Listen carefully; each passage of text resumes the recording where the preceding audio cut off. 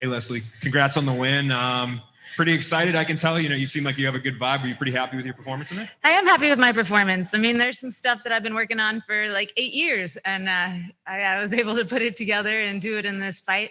It felt pretty different not having a crowd there. It felt a lot more like just another day at the gym. And I think that, I mean, I love the crowd, but I think that I was able to slow things down a little bit more, which was also kind of a downfall too. I think that was one of the mistakes that I made, was being able to switch from being like, okay, I'm on the outside, I'm doing this, and then being able to go in. I would have liked to been able to make that switch a little faster. Was there any extra emotion coming into this one? I saw your tweet yesterday, and I know there was a little disagreement after the weigh-in. Was that something that you like coming into a fight with? Can you talk about that a little bit? Honestly, I mean, she didn't make weight, and I got a percentage of her purse, and I get a little salty. I had some bad experiences with people not making weight. Out of 3 out of 4, something like that, of the last people I fought or been lined up to fight haven't made weight. So, I mean, it's just disrespectful no matter how you look at it. I mean, I know there's a lot of different situations going on. We're in a pandemic. I know she's from Oregon, where there's a lot of wildfires, and we were cool after the fight, but I would just like to be able to fight somebody who comes in like a professional and not have any of those extra emotions ever. Now that you got your footing under you a little bit in Bellator, you've had a few fights. With this win, I mean, what do you think's next for you? Are you even thinking about that yet? I want to fight someone higher up. I want to fight someone who's going to set me up to move up and to get a little bit more out of the whole experience. I'm really excited to watch this fight and to see how Kat Zingano does. And, it'd be an honor to get to fight her, to get to fight Julia Budd. I know I need to get another win before I can really throw my name into the hat for the title shot. But of course, that is the ultimate goal. One other thing, I want to ask you about your shirt. Can you talk about that a little bit and maybe what that means to you? Yeah, totally. Today is 9/11. It's a very traumatic day in American history. And I think that we all still do owe a debt of gratitude to all the public servants who came in and helped everybody, and a lot of sorrow still for the people whose lives were lost and for the people who were deeply affected by that. And I feel like we owe everybody who sacrificed themselves to save other Americans to create the best America that we possibly can, that is willing to serve and protect all of its citizens. And Black Lives Matter. And with police brutality, excessive use of force, and man, the deaths that have just plagued it's really, really disturbing. And it's not something that I want to be part of. And it's something that we all need to recognize, the systemic racism within the institutions in America, and that we need to stand up and change. And Breonna Taylor was an innocent woman who was killed. And it's great that there's Breonna's Law now to prevent these no-knock raids. But that's not enough. The people who killed her need to be held accountable, because until her killers are held accountable, then other people are going to think that they can get away with it without being held accountable. In fact, people are still doing it. There are still multiple lives have been lost to police brutality, excessive use of force, Black Americans who deserve a lot better than that. Congrats on the win. Just talk a little bit about what this fight week has been like with the pandemic and all the quarantining and testing. Just what has this whole experience been like for you? It has been different. Very different. Today, I cleaned my hotel room. Never done that before. This is the most time that I've spent inside of the hotel room.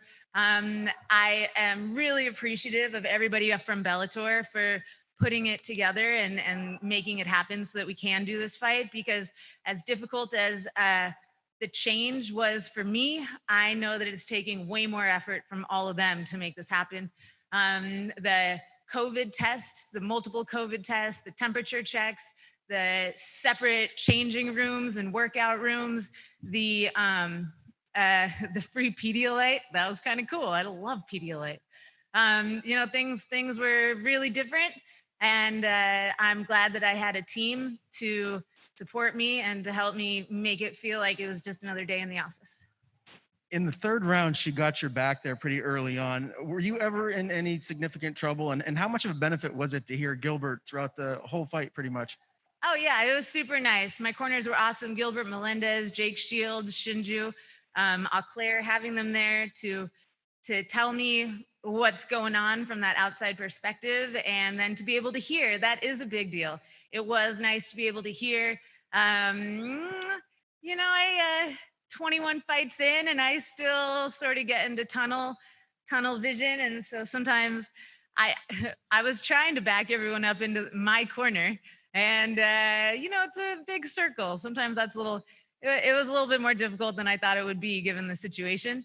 I thought that was going to be a little bit easier, but yeah, it was nice to be able to hear everybody. I mean, I love the energy of the crowd, and that's like a wonderful part of the whole thing. But there were pluses to not having the crowd there as well.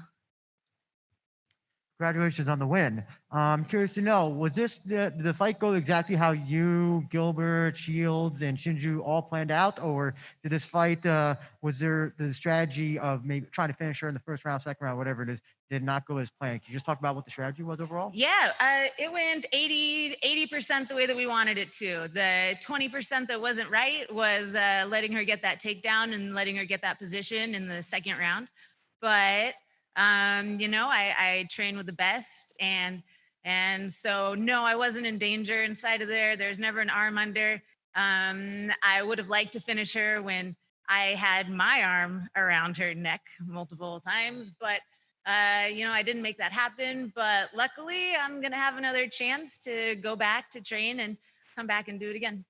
And I also saw you posted after the weigh-in your Twitter poll about whether if your opponent extends a hand and say sorry for not missing weight, what you should do. I'm just curious to know, what did you do after she did not miss weight? I'm assuming that's what happened. She tried to extend her hand, and what did you do in that case? Well, I made the poll very black and white, and nothing is ever actually as black and white as it is. She came over and she said, I didn't mean any disrespect by losing weight. And I was like, what are you talking about? That's the most it's disrespectful. I don't care how you look at it.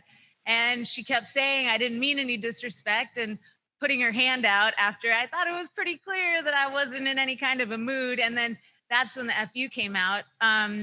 I mean, somebody on Twitter said it. They're like, it's kind of like if you go home and your significant other is in bed with somebody else and they jump out of bed and they're like, I didn't mean to cheat on you. It's like, come on, really?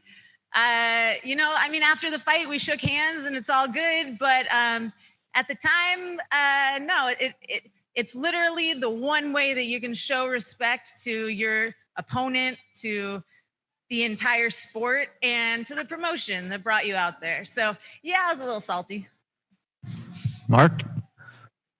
Yeah. Congratulations, Leslie. My question is, a lot of on the broadcast, a lot of it was talking about how you've never had a professional submission finish, and you're very, very close to getting Amanda submitted. Tell me a little bit about that, kind of expand on it. And is that something that you and Jake are working on? Yeah, that's totally the goal. I definitely want to get some submission wins down and in. But I'll tell you something. I train at the Cesar Gracie Jiu-Jitsu, and I have been surrounded by so many people who are so freaking good at jiu-jitsu. And, Jake Shields, Gilbert Melendez, they are Cesar Gracie black belts, and they are amazing. I mean, obviously, everyone here knows how great Jake's submission game is, how great Gilbert is on the ground. I'm around people who are really, really, really good. Early on in my career, being surrounded by so many who are so good, 8 years ago, for me to get submissions in practice, it wasn't even possible because everybody was just leaps and bounds above me. And so it really got ingrained in me to do the position over the submission.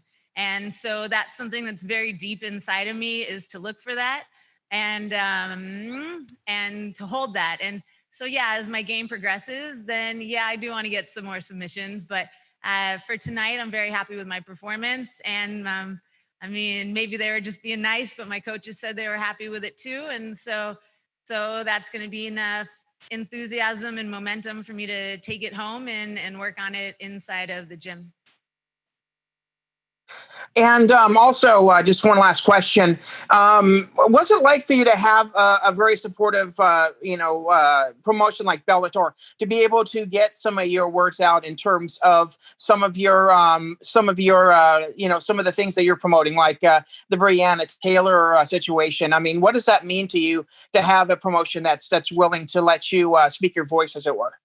Oh yeah, that was a huge part of the positives of being able to come here and fight for Bellator, fight for myself, fight inside of Bellator, is that I do have that opportunity to express myself that isn't available in other promotions. And that's a big deal. I feel like as martial artists, we are artists, and that it's important that we have that opportunity to express ourselves.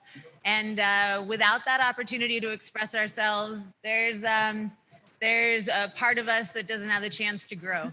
And so it is I feel very lucky to have the opportunity to grow and express myself, and to get to be part of not just the MMA community when I come out here and do this, but to be part of a greater community and represent my beliefs, and hopefully, spread those beliefs to other people as well. All right, we'll take one or two more. Jay? Hey, Leslie, congratulations on the win tonight. I wanted to ask, first of all, I mean, you kind of touched on it earlier. Kat debuts tonight. We had a featherweight title fight announced today. How important is it, or how important was it for you to put on a big performance tonight? And does your future necessarily have to lay at featherweight? Because I know you've talked about flyweight before as well. Yeah, well, starting from the beginning, it was very important to put on a very impressive performance, because last time that I was on a show where there were two featherweight fights, the winners of those two featherweight fights got to fight each other. And so I think that would be beautiful as the winner of the first featherweight fight, if I get to fight the winner of this next featherweight fight. And honestly, I hope that it's Kat Zingano. I started fighting when I was in Colorado, and she was in Denver. I was in Colorado Springs. And after I had 3 amateur fights, I was looking around for who the next person's going to be. And it was, at that time, she was Kat Albert. And so I totally had my eye on her. And I feel like it'd be a pretty cool thing of a big circle coming around when I get to. Yeah, I'm going to speak it into existence. I think it's going to be cool when I get to fight her. And hopefully that's going to happen before this year is over. I know that for the promotion, for Bellator, it's a big deal to know that the fighters are going to come in ready. And we've both shown our professionalism by coming in at weight and ready to fight. And so hopefully that is what's going to happen. And I forgot what the other question was. Just about the possibility of you maybe moving to flyweight if something opens up there. Oh, yeah, totally. I'll tell you guys a little secret. I was about 148 pounds coming into this fight, maybe 149. And so I'm really ready to go wherever I need to be, wherever the opportunities are. I'm really excited to be at featherweight, though, because I don't know if you know, but I got to fight Cyborg one time, and she is the champion at this weight class. And so that, that is something that I'm working on building myself back up again, is to earn another opportunity to go inside the cage with her. And that's not going to happen at flyweight. Fair enough. Best of luck moving forward. Thank you. All right, last question, Sean. Leslie, congratulations on the performance and the victory. Appreciate you coming out there and putting on a show, during these times. You face some of the toughest women in both 145, 135 pound. And Arlene Blanco and Cyborg were just announced for next month, CBS Sports. How do you feel about that matchup, knowing that you fought them personally? I'm excited to watch it. It's always nice to watch a fight between two people that I've already fought before. Whenever you fight somebody, you kind of like to think that you're laying out a little bit of a blueprint for someone else as to what to do or not do. And so it'll be exciting to see how they react to each other. And of course, I'm going to want to be watching to see what they expose on the other person, because I would love to get to fight both of them again. Good luck. Thank you. Thank you.